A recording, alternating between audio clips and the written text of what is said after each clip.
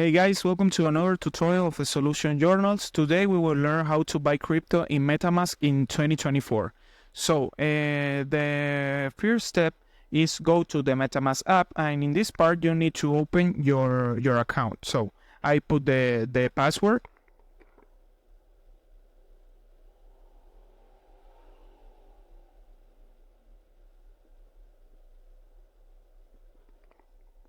You need to wait for a few minutes.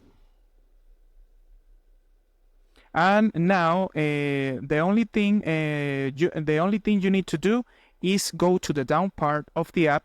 In this blue button of the arrows, you pick here, and now you need to pick in the first option. You got a lot of options: buy, sell, swap, bridge, send, and receive. So you put in buy. And in this part, you need to do a few things. For example, you need to decide the method of pay, like a debit or credit card, or a app of pay, like Google Pay or PayPal, or a bank account. So after that, you need to choose the cryptocurrency you want to buy, and in this case, it's Ethereum.